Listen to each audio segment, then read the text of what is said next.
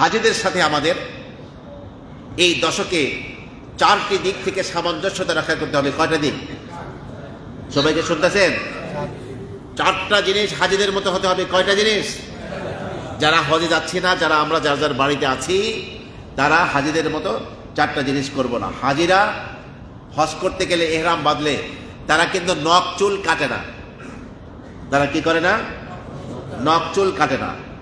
আর আমরা যার বাড়ি ঘরে থাকবো তাদের ব্যাপারে আল্লাহর নবীর নির্দেশ হলো, রাসূল সাল্লাল্লাহু আলাইহি ওয়াসাল্লাম বলেন, মুসলিম শরীফ এবং তিরমিজি শরীফের হাদিস, মান রাআ হিলাল যিল হিজ্জা, যে ব্যক্তি জিলহজ মাসের চাঁদ দেখলো, ওয়া আরাদা আন ইউদাহিয়া, এবং সে ব্যক্তি কোরবানি করতে চায়, ফালা ইয়াখুদান্না মিন শা'রিহি ওয়ালা মিন আযফারিহি, সে যেন তার নখ চুল না কাটে। এই জন্য জিলহজের চাঁদ ওঠার আগেই নখ চুল মোচ এগুলো কেটে এই অবস্থায় থাকতে হবে যে কোরবানির দিন ইনশাআল্লাহ কোরবানির পশুকে আমি ভাগে হয়েছে যে পশুর, অথবা আপনার আমি নিজে কোরবানি দিচ্ছি সেই পশুর কোরবানি দিব, তারপরে কি করব? নখ চুল কাটবো। এক, কারণ হাজিরা যেমন নাকি ইহরাম বেঁধে এগুলো কাটে না, আমরাও সেইভাবে কাটবো না। এক নম্বর। এমনকি আব্দুল্লাহ ইবনে ওমর বলেন, তিনি যাচ্ছিলেন, এক মহিলা, বয়স্ক মহিলা এক শিশু বাচ্চার মাথার চুল কাটতেছিল এই জিলহজের চাঁদ ওঠার পরে। তিনি বললেন যে আম্মাজান, আপনি যদি এই কাজটি কোরবানি করার পরে করতেন, আপনার বাচ্চার এক সপ্তাহ পরে মাথার চুল কাটলে কোনো সমস্যা ছিল না, তাহলে এটাই বেশি ভালো হতো। তার মানে হলো সাহাবা ইকরাম মনে করেন যে আপনার শিশু বাচ্চাদেরও পারলে এই দশকের মধ্যে কোনো নখ চুল না কাটা। মনে থাকবে না? এক নম্বরে কি বলেন তো? কথা বলে না। এটা তো ওয়াজ মাহফিল না, এটা তো হাতে কলমে বাস্তবিক আমলের জগৎ। এটা খুতবা জুমার এক নম্বর করণীয় কি? জিলহজ মাসের চাঁদ ওঠার পরে আর কোনো নখচুল আমরা কাটবো না, বাচ্চাদেরও কাটবো না নখচুল। এক নম্বর আমল, হাজিদের সাথে সাহায্যতার।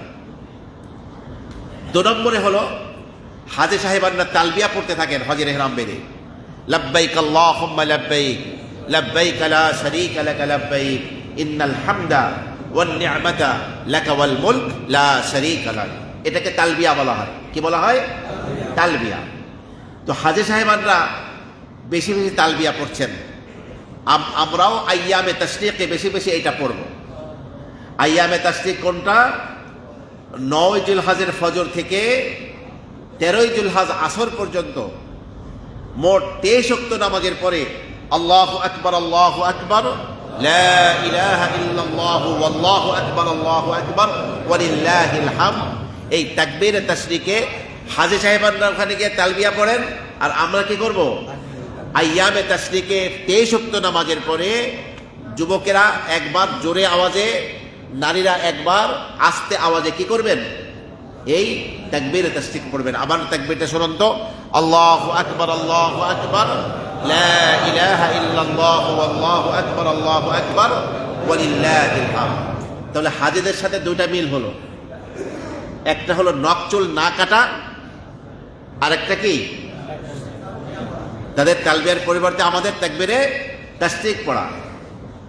3 নম্বর হলো হাজি সাহেবানরা আরাফার ময়দানে গিয়ে কান্নাকাটি করছেন। ময়দানে নেমে ঈদের নামাজ পড়ার চেষ্টা করা। ময়দানে ঈদগাহে গিয়ে ঈদের নামাজ পড়া। তারা ময়দানে আরাফায় গিয়েছেন, আর আমরা কি করব? ময়দানে গিয়ে ঈদের নামাজ পড়ব। 3 দিক থেকে সামঞ্জস্যতা। 4 নম্বর সামঞ্জস্যটা হলো হাজি সাহেবানরা কোরবানি পেশ করেন মিনায় গিয়ে, আর আমরাও আমাদের যা যার বাড়ি ঘরে ঈদগাহে ঈদের নামাজ পড়ার পরে আমরা কি করব? আমাদের পশুর কোরবানি করব। এই 4টি দিক থেকে হাজি সাহেবানদের সাথে আমাদের সামঞ্জস্যতা বিধান রক্ষা করতে হবে ইনশাআল্লাহ। 1 নম্বরে জিলহজের চাঁদ ওঠার পরে নখ চুল কাটবো না, বাচ্চাদেরও কাটাবো না। 2 নম্বরে আমরা কি করব? হাজি সাহেবদের মতো আমরা তালবিয়া না পড়ে আমরা তাকবীরে তাশরিকে দোয়া পড়তে থাকবো। আর 3 নম্বরে হলো আমরা ঈদগাহে ঈদের নামাজ পড়ার চেষ্টা করব। 4 নম্বরে হলো আমরা আমাদের কোরবানি পেশ করার চেষ্টা করব। এই জিলহজ মাসের প্রথম দশকের মধ্যে যে ফজিলত যে রহমত, যে বরকত আল্লাহ পাক রেখেছেন, আপনাকে আমাকে গোটা পৃথিবীর মুসলিম উম্মাহকে আল্লাহ সুবহানাহু ওয়া তাআলা এই রহমত, এই করুণা, এই বরকত, এই সওয়াবগুলো হাসিল করার তৌফিক আল্লাহ পাক দান করুন। আমরা যেন সময়কে, কোন সময়ে, এই এখন আমের মৌসুম আসছে, কিছু মানুষ আম ব্যবসা করবে। ব্যবসায়ীরা কিন্তু মৌসুম বুঝে কি করে? ব্যবসা করে। যারা চাকরিজীবী তারাও তাই, যারা ছাত্র পরীক্ষার জামানায় বেশি পড়াশোনা করে, আর যারা মেধাবী মানুষ আখিরাতের জগতের বাজার সদাইয়ের জন্য, আখিরাতের জগতে সমৃদ্ধ হওয়ার জন্য তারা মৌসুমকে অত্যন্ত কাজে লাগাবার চেষ্টা করে।